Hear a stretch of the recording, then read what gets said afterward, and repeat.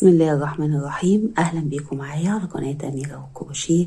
في فيديو النهارده ان شاء الله هننفذ مع بعض مفرش كروشيه رسمته شكلها حلو جدا، عاطيه شكل اللاسيه. المفرش شكله جميل وسهل جدا جدا في شغله، والغرزه اللي اشتغلناها في المفرش اشتغلناها قبل كده في فيديوهات كتير وكانت سهله عليكي في تطبيقها. الغرزه اللي هنشتغل بيها المفرش غرزه الكلاستر، وغرزه الكلاستر هنا من اعمده بلفتين. فاول المفرش بس هتحسي ان هو صعب شويه، بس بعد كده مع تكرارك للغرزه هتلاقيها سهله جدا وبسيطه. زي ما انت شايفه شكله حلو جدا وغرزه جميله، عطشانه شكل اللاسيه، شكله جميل جدا جدا. انا هنا اشتغلت المفرش بخيط غزل رقم 6 اللي هو خيط المنجد، والخيط ده رفيع طلع طول القطر فيه 67 سنتي، واشتغلته بإبرة مقاس 2 الستانلس. أخد مني 135 جرام من الخيط، وطبعا وزن المفرش ومقاسه هيختلفوا حسب نوع الخيط اللي هتشتغلي بيه. ودلوقتي يلا بينا نبدأ مع بعض إن شاء الله في تنفيذ المفرش. وقبل ما نبدأ لو انت لسه جديدة معايا في القناة ما تنسيش تشتركي في القناة وتفعلي الجرس عشان يوصلك كل جديد. يلا نبدأ على بركة الله في تنفيذ المفرش. نبدأ بسم الله الرحمن الرحيم. أول حاجة بتعملي عقدة البداية وبتشتغلي 7 سلاسل، 1 2 3 4 5 6 7. بتدخلي جوه أول سلسلة وبتقفلي بمنزلقة، بتسحبي الخيط وبتعديه من على اللفة اللي على الإبرة. السطر الأول هنشتغله بغرزة الكلاستر، وغرزة الكلاستر هنا من 3 أعمدة والأعمدة فيها بلفتين. أول السطر هترتفعي 3 سلاسل ودول بيعتبروا أول عمود من غرزة الكلاستر. تاخدي لفتين على الإبرة وتدخلي كده وتبقي واخدة معاكي الخيط تحت الشغل عشان تقفليه بالمرة. تشتغلي عمود بلفتين، بتاخدي منه لفتين لفتين وتسيبيه لفة على الإبرة. تاخدي لفتين على الإبرة وتشتغلي تالت عمود باعتبار بقى إن ال3 سلاسل أول عمود. تاخدي لفتين لفتين، فهيبقى عندك هنا 3 لفات على الإبرة عشان اللفة الأساسية هي لفة أول عمود. تاخدي ال3 لفات مع بعض كده قفلنا غرزة الكلاستر اللي من 3 أعمدة والعمود فيها بلفتين. هتشتغلي 5 سلاسل، 1 2 3 4 5، وتكرري غرزة كلاستر من 3 أعمدة بلفتين. تشتغلي 3 أعمدة، بتاخدي من كل عمود لفتين لفتين وتسيبي منه لفة عليه كده. 1 2 3. هنا هيبقى عندك 4 لفات على الإبرة عشان اللفة الأساسية موجودة، هتاخديهم كده ال4 لفات مع بعض بسحبة واحدة. كده اشتغلنا غرزة كلاستر من 3 أعمدة والأعمدة فيها بلفتين. بعدها 5 سلاسل، 1 2 3 4 5، وهو ده كده الجزء اللي هيتكرر معاكي، وهيتكرر معاكي في السطر 6 مرات، عبارة عن غرزة كلاستر 5 سلاسل. فهتشتغلي كده غرزة الكلاستر كده أول عمود منها، تاني عمود، تالت عمود، وبعدين بتاخدي ال4 لفات مع بعض بسحبة واحدة وتشتغلي 5 سلاسل، 1 2 3 4 5. هتكرري كده لحد ما الجزء يتكرر معاكي 6 مرات اللي هو غرزة كلاستر 5 سلاسل. بعد ما كررتي وصلتي لاخر السطر والجزء معاكي اتكرر 6 مرات، 1 2 3 4 5 6. بعد ما اشتغلتي ال5 سلاسل بتقفلي المنزلقة على راس غرزة الكلاستر مطرح ما قفلنا الأعمدة. تدخلي كده وتسحبي الخيط وبتعديه من على اللفة اللي على الإبرة. السطر التاني هنشتغل فوق غرزة الكلاستر غرزة كلاستر، فبترتفعي في الأول 3 سلاسل وبتاخدي لفتين على الإبرة وتدخلي كده مطرح ما قفلتي الأعمدة. تشتغلي عمودين، بتاخدي من كل عمود لفتين وتسيبي لفة.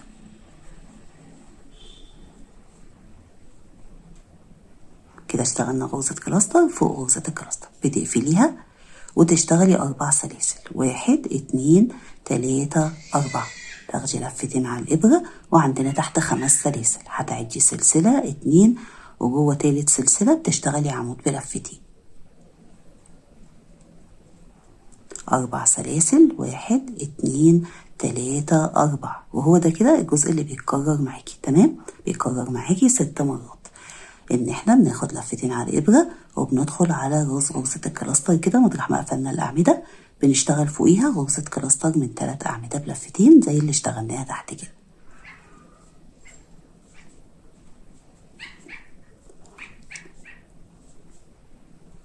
بتقفليها. يبقى الجزء عندك بيبدأ من أول غرزة الكلاستر، تمام، اللي اشتغلناها فوق غرزة الكلاستر. بعدها 4 سلاسل، 1 2 3 4، وبنشتغل عمود بلفتين على تالت سلسلة. يعني هيبقى عندك سلسلتين قبل العمود أبو لفتين وسلسلتين بعده، تشتغلي العمود أبو لفتين و4 سلاسل، وبتكرري بقى بنفس الطريقة غرزة كلاستر على غرزة الكلاستر، 4 سلاسل جوه تالت سلسلة عمود بلفتين وبعدين 4 سلاسل. آخر السطر التاني بعد ما اشتغلتي العمود أبو لفتين والأربع سلاسل بتقفلي بمنزلقة على غرزة الكلاستر مطرح ما قفلنا الأعمدة.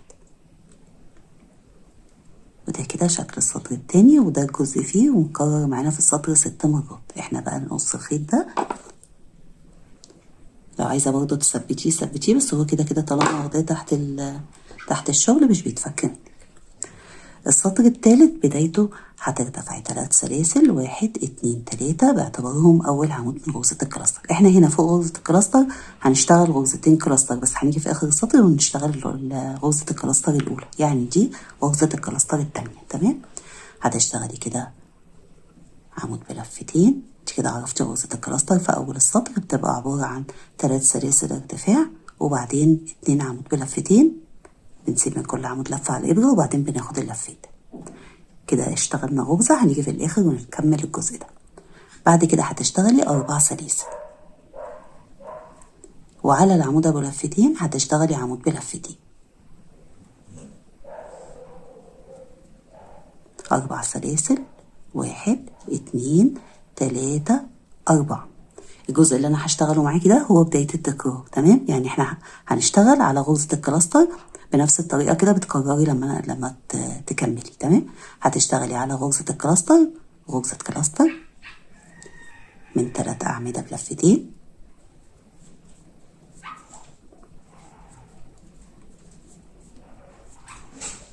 تسحبي كده الإبرة وتاخدي اللفات كلها مع بعض، كده قفلنا غرزة الكلاستر.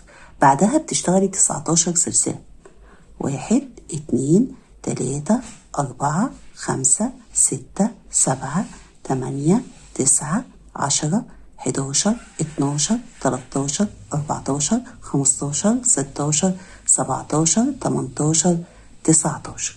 تاخدي لفتين على الإبرة وترجعي تاني على غرزة الكلاستر، تشتغلي غرزة الكلاستر التانية اللي برضو من 3 أعمدة والعمود بلفتين. انت لما هتيجي تكرري هتكرري بقى بنفس الطريقة اللي انا اشتغلتها معاكي كده، اللي هي دي. يبقى احنا بنشتغل على غرزة الكلاستر، غرزة كلاستر 19 سلسلة غرزة كلاستر، تمام، عشان لما تكرري تاخدي بالك. بعد كده بتشتغلي 4 سلاسل، 1 2 3 4، وعلى العمود ابو لفتين بتشتغلي عمود بلفتين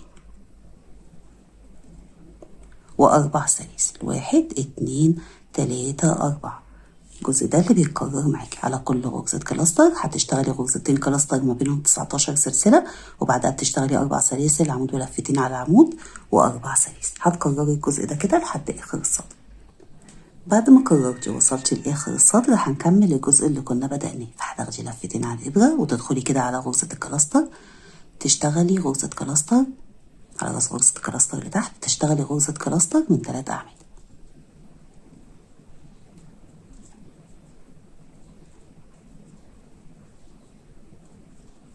احنا كده دخلنا في نفس المكان اللي اشتغلنا فيه، زي ما انت شايفة كده اشتغلنا غرزة كلاستر من 3 أعمدة. بعدها بتشتغلي 19 سلسلة، 1 2 3 4 5 6 7 8 9 10 11 12 13 14 15 16 17 18 19. وبتقفلي بمنزلقة على راس غرزة الكلاستر بالشكل اللي انت شايفاه ده. احنا كده اهو الجزء زي ما انت شايفة اكتمل معانا، تمام. وبقى عندنا 6 من 19 سلسلة، 1 2 3 4 5 6، يعني الجزء مكرر معانا 6 مرات. السطر الرابع هيبقى محتاج معانا تركيز في الجزء ده، فانا عشان هشتغله معاكي مرة واحدة هتركزي معايا كده عشان تشتغلي صح. بداية السطر الرابع هترتفعي 3 سلاسل عشان هنشتغل غرزة كلاستر فوق غرزة الكلاستر، فهتشتغلي غرزة الكلاستر زي ما بنشتغلها في أول السطر. يبقى احنا هنا اشتغلنا على غرزة الكلاستر، غرزة الكلاستر، بعدها سلسلتين، 1 2، وتاخدي لفتين على الإبرة، وعلى العمود أبو لفتين بتشتغلي عمود بلفتين وسلسلتين.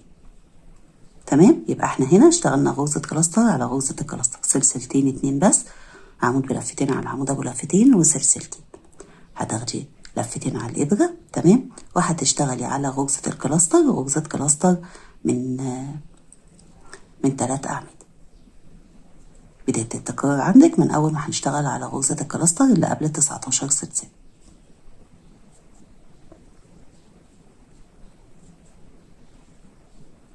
تمام، يبقى احنا هنا اشتغلنا غرزة كلاستر، سلسلتين، عمود بلفتين، سلسلتين، غرزة كلاستر. على غرزة كلاستر بنشتغل غرزة كلاستر واحدة بس.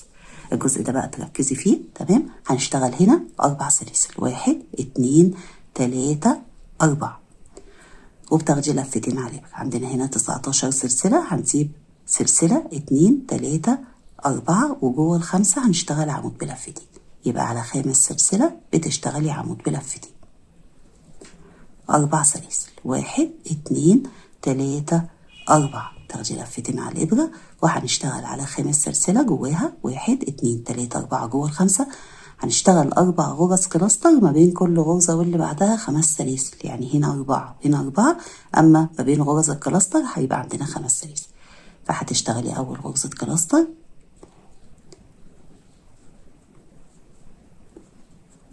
احنا سيبنا 4 سلاسل من بعد العمود أبو لفتين، وعلى الخمسة اشتغلنا غرزة كلاستر.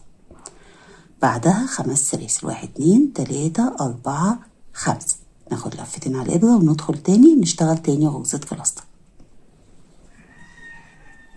هي غرزة الكلاستر اللي هي من 3 أعمدة بلفتين.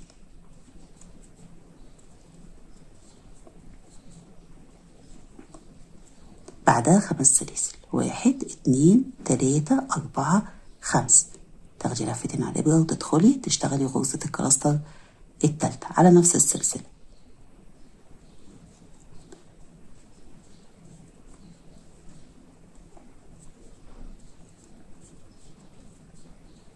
تقفليها وتشتغلي 5 سلاسل، 1 2 3 4 5، وتشتغلي بقى ايه غرزة الكلاستر الرابعة اللي هي هتبقى آخر واحدة في الحتة دي.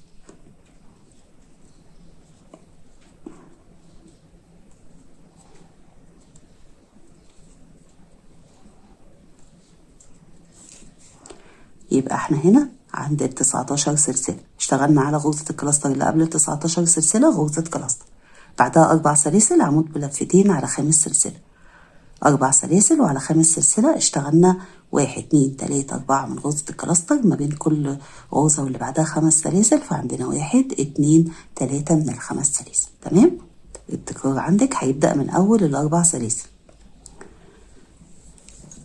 بعد كده هتشتغلي 4 سلاسل، 1 2 3 4، تاخدي لفتين على الإبرة وهتعدي بقى كده من هنا عشان ما تتلخبطش، عشان هنا هتبقى مزنوقة كده تحت الجزء ده. هتعدي 1 2 3 4، وجوه خامس سلسلة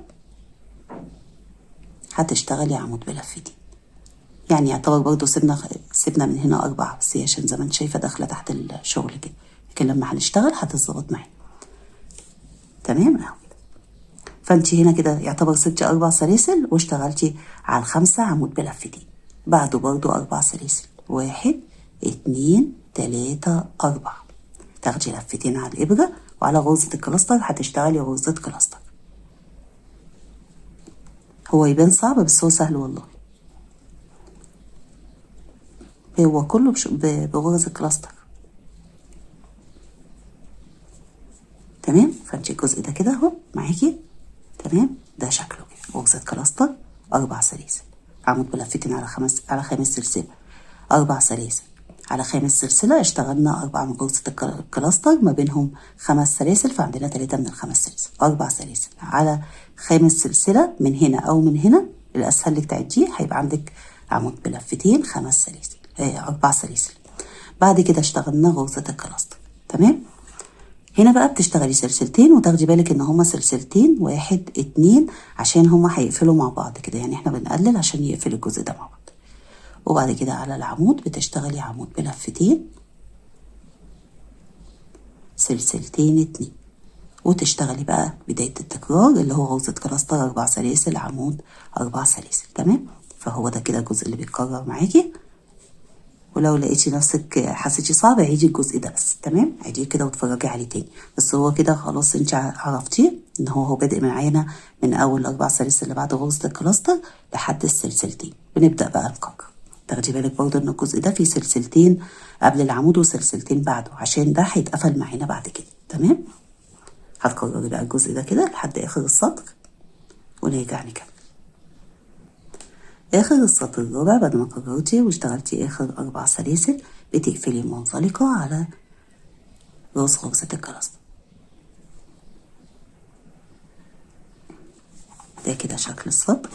طبعا مش هيبان معانا دلوقتي، هو زي ما انت شايفه كده طالع ونازل، لسه هيتساوى بعد كده. تمام، السطر الخامس بدايته هتشتغلي غرزتين كلاستر ورا بعض، يعني هنشتغل غرزتين الكلاستر نشبكهم في بعض، فهترتفعي 1 2 3 وتشتغلي غرزة الكلاستر الأولى اللي هما بتشتغلي العمودين وتسيبي من كل عمود لفة على الإبرة.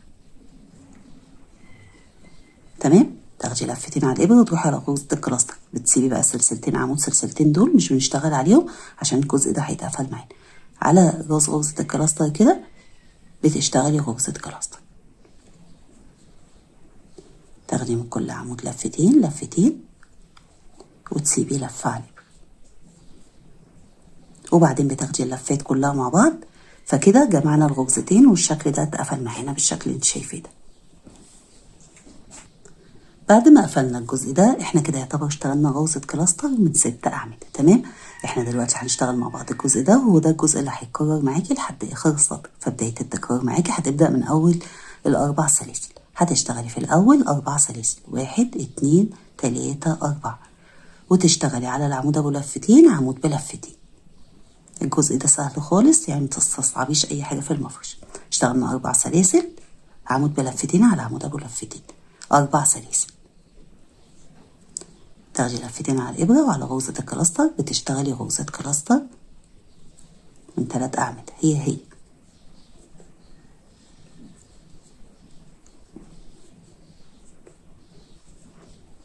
بعد ما بتقفليها بتشتغلي 4 سلاسل، 1 2 3 4، وتاخدي لفتين على الإبرة وتسيبي سلسلة 2، وجوه التالتة اللي هي في النص هتشتغلي عمود بلفتين. الجزء ده هيمشي معاكي عمود بلفتين على العمود بلفتين، 4 سلاسل غرزة كلاستر على غرزة الكلاستر، وهنا عند ال5 سلاسل بتشتغلي العمود على تالت سلسلة. هتشتغلي 1 2 3 4، هتلاقي غرزة الكلاستر تشتغلي فوقيها غرزة كلاستر.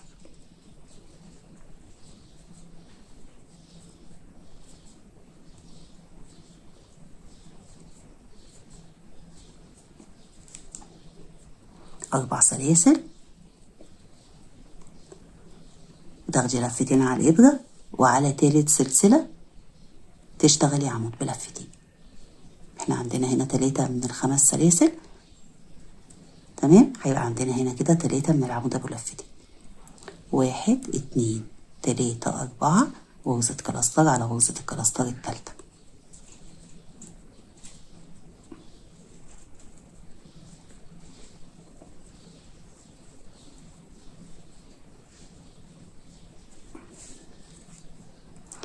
واحد 2 3 4، غرزة كلاستر على غرزة الكلاستر الرابعة.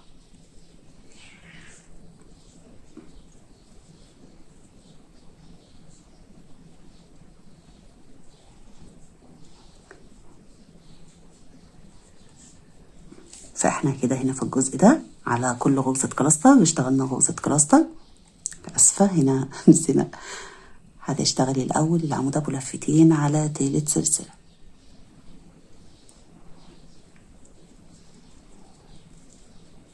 يلا من لا يسهو، 1 2 3 4، وغرزة كلاستر على رابع غرزة كلاستر.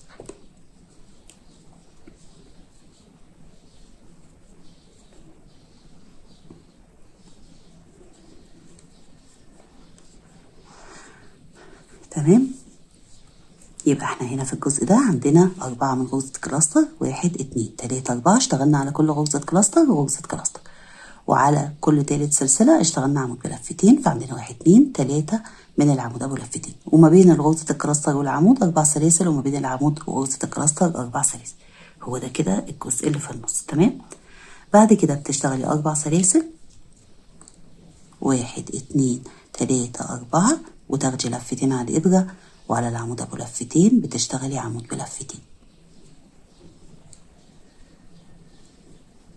1 2 3 4. تمام. يبقى احنا عندنا ده كده شكل الجزء اللي كنا شغالينه اهو.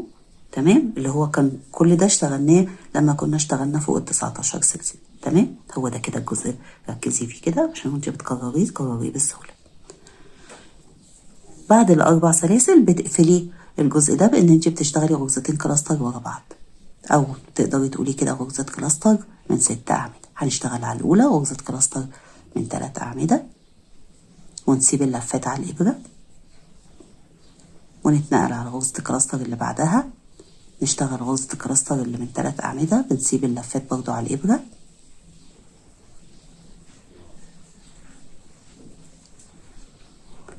هنا هيبقى عندنا 7 لفات، اللفة الأساسية ولفات ال6 أعمدة، بتروحي واخدة ال7 كده مع بعض بسحبة واحدة.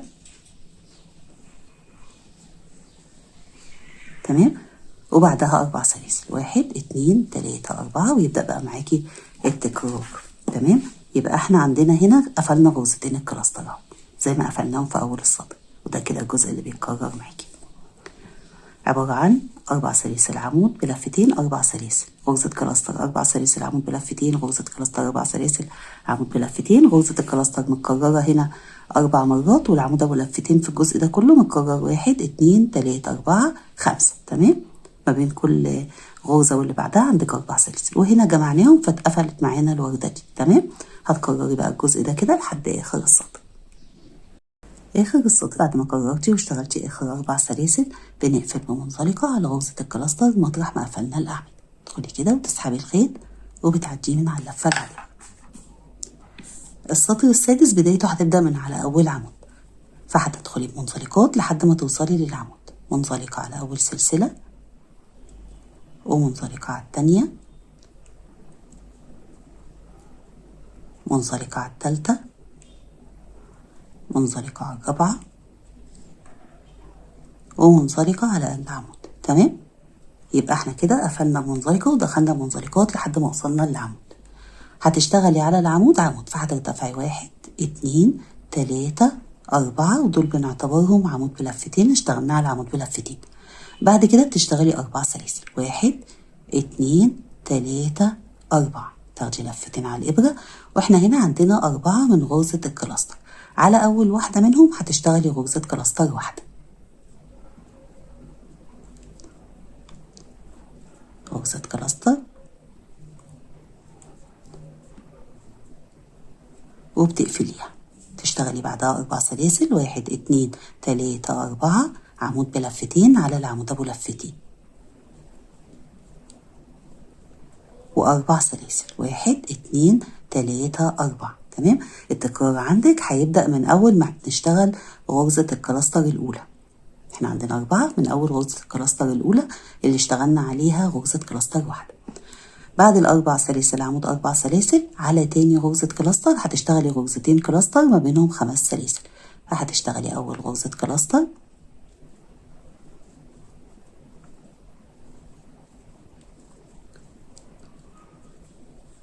تقفليها وتشتغلي 5 سلاسل. يبقى هنا الفرق ما بين العمود وغرز الكلاستر بيبقى 4 سلاسل، لكن جوه بقى ما بين غرزتين الكلاستر 5، 1 2 3 4 5، وتشتغلي غرزة الكلاستر التانية على غرزة الكلاستر التانية اللي تحت. يبقى على غرزة الكلاستر التانية اشتغلنا غرزتين كلاستر ما بينهم 5 سلاسل. بعد كده بتشتغلي 4 سلاسل، 1 2 3 4، وعلى العمود بتشتغلي عمود بلفتين، و4 سلاسل، 1 2 3 4. على غرزة الكلاستر التالتة بنشتغل برضو غرزتين كلاستر ما بينهم 5 سلاسل. فبتشتغلي غرزة الكلاستر الأولى،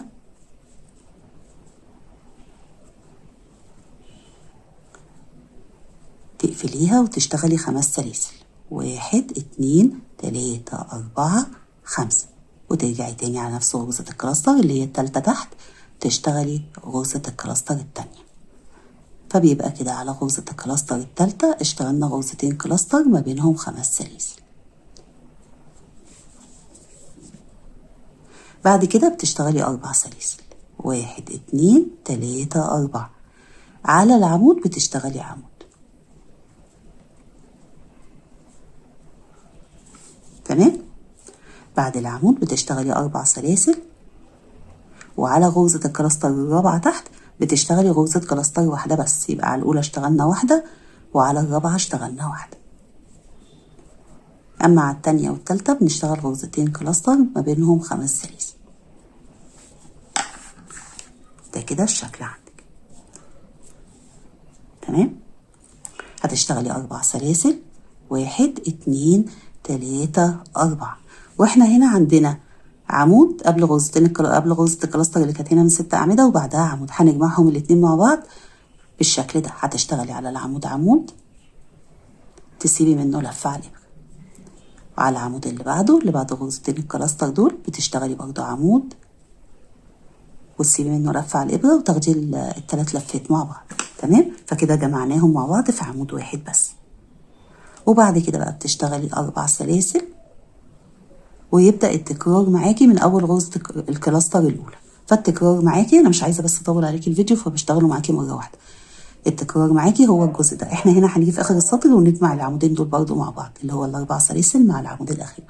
فيبقى انت عندك التكرار عبارة عن عندنا 4 غرز كلاستر. على الأولى بتشتغلي غرزة كلاستر، بعدها 4 سلاسل، عمود 4 سلاسل. على التانية غرزتين كلاستر ما بينهم 5 سلاسل، بعد كده 4 سلاسل عمود على عمود 4 سلاسل. على التالتة غرزتين كلاستر ما بينهم 5 سلاسل، بعد كده 4 سلاسل عمود 4 سلاسل. أما على الرابعة غرزة كلاستر واحدة بس.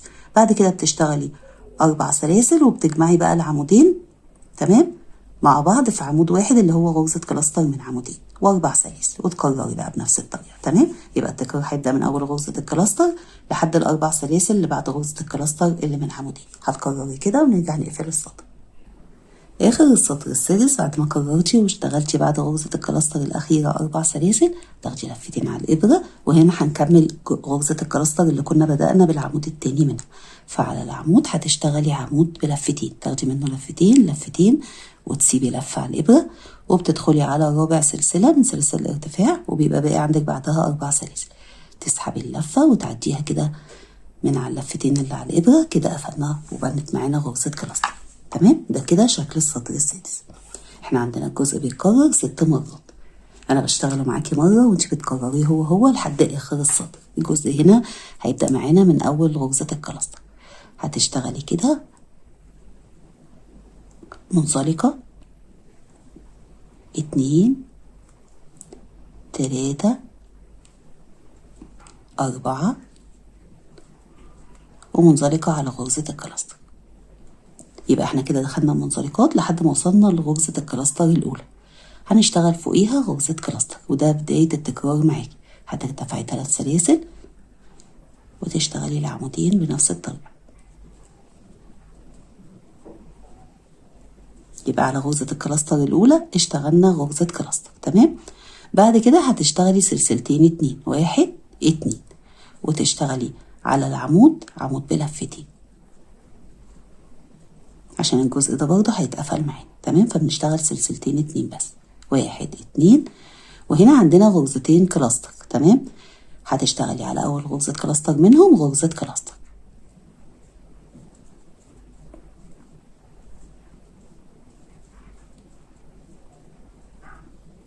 يبقى احنا كده على أول غرزة كلاستر اشتغلنا غرزة كلاستر، بعدها سلسلتين وعمود على عمود سلسلتين، وعلى غرزة الكلاستر الأولى اشتغلنا غرزة كلاستر. بعدها بنشتغل 19 سلسلة، 1 2 3 4 5 6 7 8 9 10 11 12 13 14 15 16 17 18 19. تاخدي لفتين على الإبرة، وعلى غرزة الكلاستر التانية بتشتغلي غرزة كلاستر.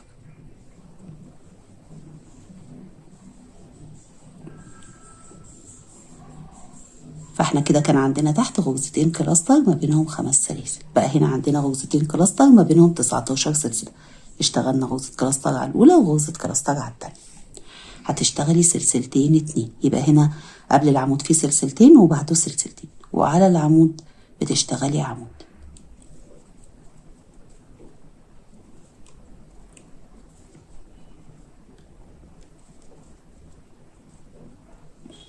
وسلسلتين، يبقى ما بين غرزة الكلاستر والعمود في سلسلتين، وما بين العمود وغرزة الكلاستر في سلسلتين. هنا برضو هنشتغل غرزة كلاستر 19 سلسلة غرزة كلاستر، فانت هنا هتشتغلي غرزة كلاستر 19 سلسلة غرزة كلاستر. كده اشتغلنا غرزة كلاستر على أول غرزة كلاستر، وبعدين 19 سلسلة وغرزة كلاستر على تاني غرزة كلاستر. هنا برضو هنشتغل سلسلتين 1 2 وعمود على العمود، قبل العمود في سلسلتين وبعده سلسلتين، وبنشتغل على غرزة الكلاستر اللي كانت الأخيرة تحت غرزة كلاستر.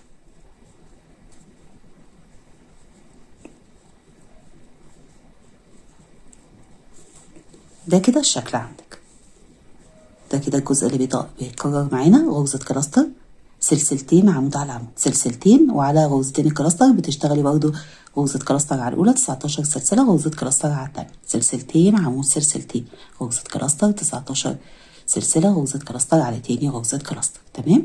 وبعد كده سلسلتين عمود سلسلتين. فوق غرزة الكلاستر بتعدي ب4 سلاسل، 1 2 3 4، ويبدأ الجزء يتكرر معاكي اللي هو ايه الجزء اللي هو غرزة كلاستر سلسلتين عمود سلسلتين غرزة كلاستر 19 سلسلة غرزة كلاستر، وبتكرري كده بنفس الطريقة. يبقى التكرار بيبدأ معاكي من أول غرزة الكلاستر الأولى ده كده تمام لحد ال4 سلاسل اللي بعد غرزة الكلاستر الأخيرة. هتكرري كده ونرجع نكمل مع بعض. آخر السطر السابع بعد ما كررتي واشتغلتي آخر 4 سلاسل بتقفلي بمنزلقة على راس غرزة الكلاستر.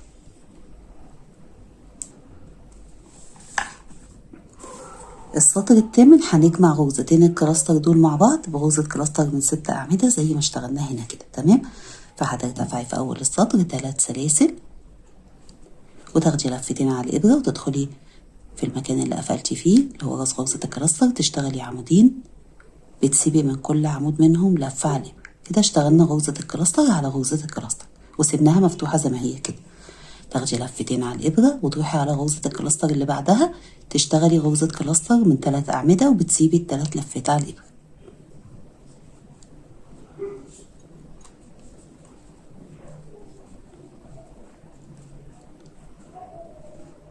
تروحي جايه واخده ال6 لفات مع بعض كده بسحبه واحده، فكده قفلنا غرزه الكلاستر دي، تعتبر كده غرزه كلاستر من 6 أعمدة، وقفلنا الشكل زي ما انت شايفه كده. تمام. اللي هي ورقه الورده مثلا. بعد كده بتشتغلي 4 سلاسل، 1 2 3 4، وهنشتغل على 19 سلسله بالطريقه اللي هتشوفيها. التكرار هيبدا معاكي من اول ما هنشتغل العمود اللي على 19 سلسله، فهتسيبي سلسله 2 3 4، وعلى ال5 هتشتغلي عمود بلفتين، 1 2 3 4، جوه ال5 بتشتغلي عمود بلفتين. التكرار هيبدا معاكي من اول العمود ابو لفتين ده. هتشتغلي 4 سلاسل، 1 2 3 4، تاخدي لفتين على الإبرة، وهتسيبي سلسلة 2 3 4، وجوه ال5 اللي هي تعتبر كده 10 سلسلة هنشتغل 5 من غرزة الكلاستر، ما بين كل غرزة واللي بعدها 5 سلاسل. هتشتغلي أول غرزة،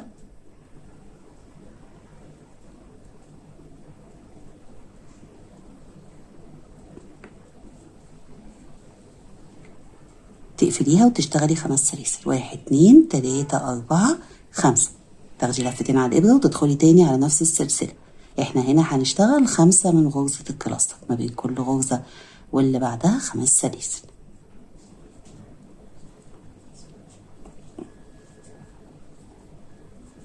تقفليها وتشتغلي 5 سلاسل، 1 2 3 4 5.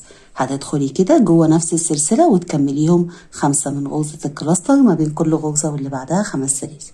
أنا كده كملتهم 5 من غرزة الكلاستر، 1 2 3 4 5، ما بين كل غرزة واللي بعدها 5 سلاسل، فعندنا 1 2 3 4 من ال5 سلاسل.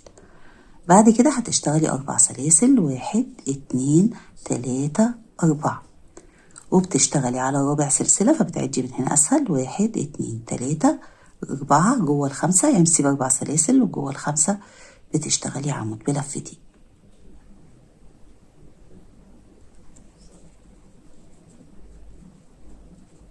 و4 سلاسل، 1 2 3 4.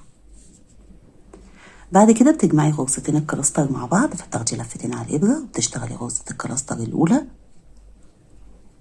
وبتسيبي لفتها على الإبرة.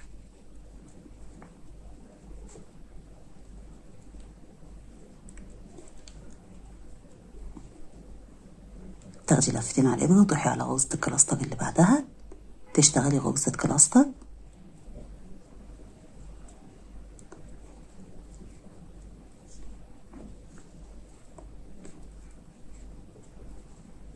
وبتسيبي لفتها على الإبرة. بعد كده بتاخدي اللفات كلها مع بعض وبتشتغلي الجزء التاني. احنا هنا كان عندنا من 2 من 19 سلسلة، بنكرر اللي اشتغلنا هنا في على 19 سلسلة اللي بعدها. فبتشتغلي في الأول 4 سلاسل وتشتغلي عمود بلفتين على 5 سلسلة، فبتسيبي سلسلة 2 3 4 وجوه ال5 1 2 3 4 جوه ال5 بتشتغلي عمود بلفتين، 4 سلاسل، 1 2 3 4، وتاخدي لفتين على الإبرة وتسيبي 4 سلاسل، 1 2 3 4، وجوه ال5 هتكرري بقى اللي هو 5 من غرزة الكلاستر، ما بين كل غرزة واللي بعدها 5 سلاسل. فبتشتغلي أول غرزة كلاستر جوه سادس، جوه 10 سلسلة اللي هي ال5 هنا هي ال10، بعدها 5 سلاسل، 1 2 3 4 5، وبتكرري زي ما اشتغلتي هنا. بتشتغلي هنا على 10 سلسلة، 5 من غرزة الكلاستر، ما بين كل غرزة واللي بعدها 3 سلاسل. أنا كده كملتهم 5 من غرزة الكلاستر، 1 2 3 4 5، ما بين كل غرزة واللي بعدها 5 سلاسل، فعندنا 4 من ال5 سلاسل. هتشتغلي بعد كده 4 سلاسل، 1 2 3 4 وعمود بلفتين على 5 سلسلة، فهتعدي كده 1 2 3 4 وجوه ال5 بتشتغلي عمود بلفتين و4 سلاسل، 1 2 3 4، وهنجمع غرزتين الكلاستر دول مع بعض بغرزة واحدة. تمام. هتشتغلي غرزة الكلاستر اللي من 6 أعمدة على أول غرزة كلاستر، بتشتغلي غرزة كلاستر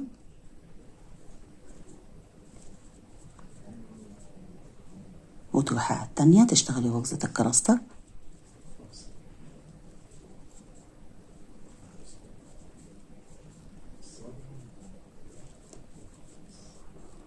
وبتقفليها. تمام. بعد ما بتقفليها ده كده الجزء عندنا، هو ده كده الجزء. بعد الجزء فيه 4 سلاسل وتبدأي تكرريه هو 1 2 3 4. زي ما انت شايفة ده كده شكل الجزء عندنا. ال5 من غرزة الكلاستر متكررين مرتين زي ما 19 سلسلة كانوا متكررين مرتين، والورقات دي بقوا 3، 1 2 3 اتقفلوا زي ما انت شايفة كده، وبيتكرروا معانا لحد آخر السطر بنفس الطريقة كده، والفرق ما بين الجزء والجزء بيبقى 4 سلاسل. تمام. هتكرري كده لحد آخر السطر. آخر السطر الثامن بعد ما كررتي واشتغلتي ال4 سلاسل بتقفلي بمنزلقة على غرزة الكلاستر.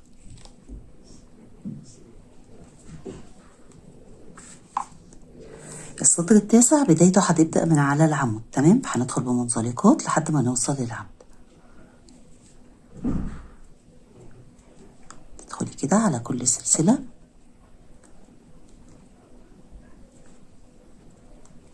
كده، دخلنا على 4 سلاسل ومنزلقات وعلى العمود، واحنا هنجمع العمود ده والعمود اللي قبله اللي هو ده مع بعض بغرزة كلاستر. تمام. هنشتغل في الأول 4 سلاسل فوق العمود، 1 2 3 4، ودول بيعتبروا تاني عمود من غرزة الكلاستر اللي هنجمعهم مع بعضين. هتشتغلي بعد كده 4 سلاسل، 1 2 3 4. واحنا هنا عندنا 5 من غرزة الكلاستر، على أول واحدة فيهم هتشتغلي غرزة كلاستر من 3 أعمدة برضو.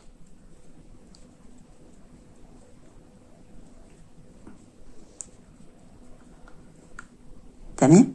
احنا هنا هنشتغل على أول غرزة كلاستر غرزة كلاستر، وعلى آخر واحدة اللي هي ال5 هنشتغل عليها غرزة كلاستر. أما الجزء ده هنشتغل جوه السلاسل غرزة كلاستر عمود بلفتين، وعلى غرزة الكلاستر التانية والتالتة والرابعة عمود بلفتين بنفس الطريقة اللي هتشوفيها دي. هتشتغلي 4 سلاسل وهتاخدي لفتين على الإبرة وتدخلي كده تحت السلاسل تشتغلي عمود بلفتين. 4 سلاسل، 1 2 3 4 على غرزة الكلاستر عمود بلفتين.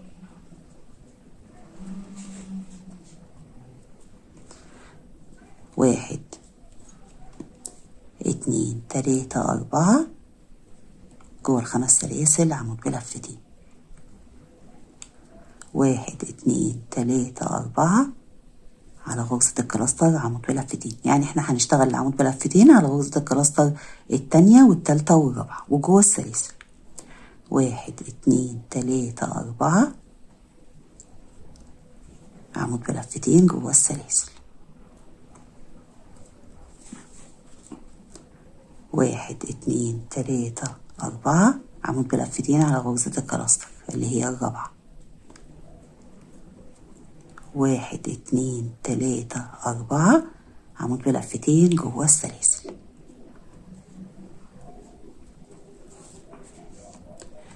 4 سلاسل، 1 2 3 4، واحنا كده وصلنا لخامس غرزة كلاستر اللي هي الأخيرة هنشتغل عليها غرزة كلاستر.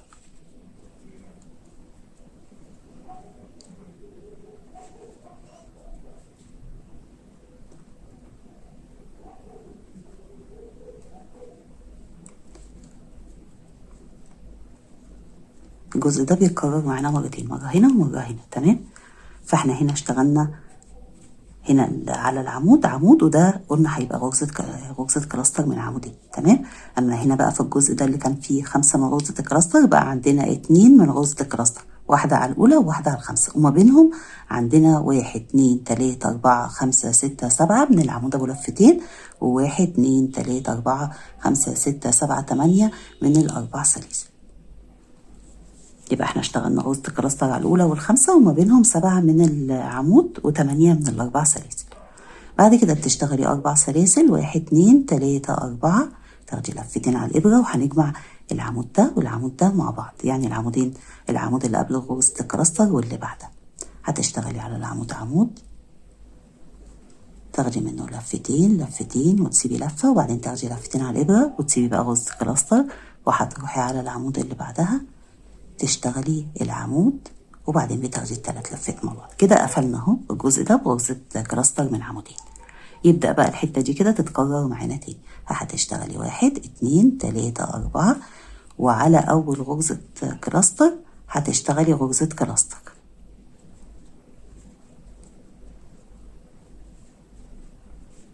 وبتكرري اللي احنا اشتغلناه اللي هو 7 من العمود، ما بين كل عمود واللي بعده 4 سلاسل، وعلى ال5 بتشتغلي غرزة كلاستر، وهنيجي نكمل.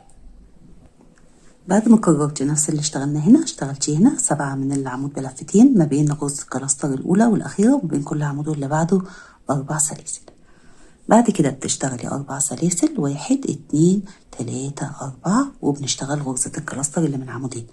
أول عمود يقابلك تشتغلي عليه عمود وتسيبي منه لفة عليه، بتسيبي غرزة الكلاستر وتروحي على العمود اللي بعد كده تشتغلي عليه عمود، تاخدي منه لفتين، وبعدين بتسيبي لفة وتاخدي اللفات مع بعض. تمام. يبقى احنا كده اشتغلنا فوق الغرزتين الكلاستر بالشكل ده. وبعد كده بتشتغلي 4 سلاسل، 1 2 3 4، ويبتدي التكرار معاكي من أول غرزة الكلاستر الأولى. واحنا عندنا ابتداء من السطر التاسع الجزء هيتكرر معانا في السطر 12 مرة، زي ما انت شايفة كده. تفرعوا معانا الجزء اهو، بعد ما كان جزء واحد بقى فيه 2 شبه بعض اهو. ابتداء بقى من السطر ده هيتكرر معانا الجزء في السطر 12 مرة. فانت هتكرري نفس اللي اشتغلناه مع بعض. انا كده يعتبر عدته معاكي مرتين. تمام. وهاجي في الآخر نكمل غرزة الكلاستر اللي بدأناه. اخر السطر التاسع بعد ما اشتغلتي اخر جزء واشتغلتي الاربع سلاسل هتاخدي لفتين على الابرة، وعلى العمود بتشتغلي عمود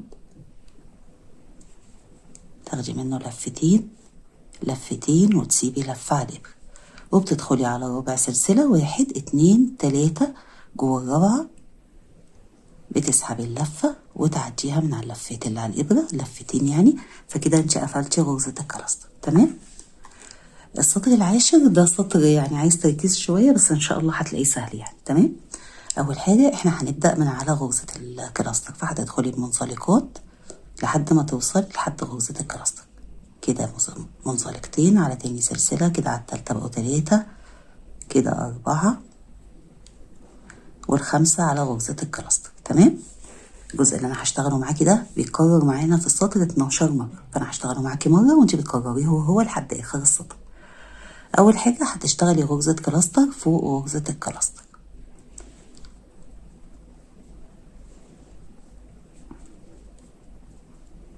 وبتقفليها. تمام. وهنشتغل فوق غرزة الكلاستر دي غرزة كلاستر برضه، فهتشتغلي 4 سلاسل 1 2 3 4 1 2 3 4 وتاخدي لفتين على الابرة، تدخلي كده على اللفتين بتوع غرزة الكلاستر او التلاتة زي ما انت عايزة، تشتغلي غرزة كلاستر عمود 2 والاربع سلاسل بيعتبروا عمود وتاخدي اللفات، هتاخدي لفتين على الابرة وعلى العمود ابو لفتين بتشتغلي عمود بلفتين، وده اللي هيدينا شكل اللاسيه. تمام. ان احنا بنشتغل بالطريقه دي غرزة الكلاستر فوق غرزة الكلاستر وبرده فوق العمود، الجزء ده كله كده هيمشي معاكي غرزة كلاستر فوق العمود وغرزة كلاستر زي ما شفتي كده فوق غرزة الكلاستر، فبتشتغلي العمود بعده 4 سلاسل دول باعتبارهم اول عمود من غرزة الكلاستر، تدخلي على اللفتين بتوع العمود وتشتغلي عمودين، 1 تسيبي منه لفة 2 وبتسيبي منه لفة وتاخدي اللفات، تاخدي لفتين على الابرة وعلى العمود اللي بعده تشتغلي عمود. تمام. ده كده بيبقى الشكل بقى بالمنظر الجميل ده. انا هشتغل معاكي مره وانت هتكرري لحد ما توصلي لحد غرزة الكلاستر، هتشتغلي فوق العمود غرزة كلاستر، فبتشتغلي 4 سلاسل وتاخدي لفتين على الابرة وتدخلي على اللفتين كده تشتغلي عمودين، بتسيبي من كل عمود لفة على الابرة وتاخدي اللفات، فكده اشتغلنا غرزة الكلاستر. بعد غرزة الكلاستر بتشتغلي على العمود عمود وفوق العمود بتكرري بقى غرزة الكلاستر. تمام. بتكرري كده لحد ما تشتغلي على اخر عمود وبعده وفوقيه تشتغلي غرزة الكلاستر يعني على العمود السابع. بعد ما كررتي بنفس الطريقة اللي اشتغلتها معاكي زي ما انت شايفة كده عطينا شكل اللاسيه. تمام. احنا كده عندنا كام من غرزة الكلاستر اللي فوق؟ 1 2 3 4 5 6 7 8. احنا دلوقتي هنجمع غرزتين الكلاستر اللي هي الرابعة والأولى في الجزء اللي بعدها مع بعض بغرزة كلاستر زي دي كده. تمام. احنا هنا برضو أول واحدة هنيجي في آخر السطر نشتغل التانية فهيشبكوا في بعض، فانتي بقى التكرار هيبدأ معاكي من أول الجزء اللي أنا اشتغلته معاكي اللي هو من أول غرزة الكلاستر، بس هنا بقى هتبقى غرزتين الكلاستر شابكين في بعض، يعني لو قلنا من أول العمود لحد غرزتين الكلاستر ما هنشبكهم في بعض، يعني هنشتغلهم بغرزة كلاستر من 6 أعمدة، فهتشتغلي كده غرزتين كلاستر ورا بعض بتسيبي اللفات بتاعتهم على الإبرة.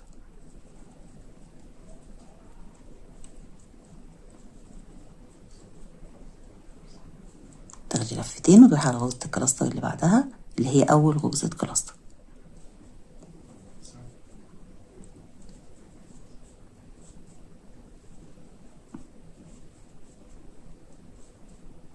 وتاخدي اللفات كلها مع بعض كده بسحبة واحدة. تمام.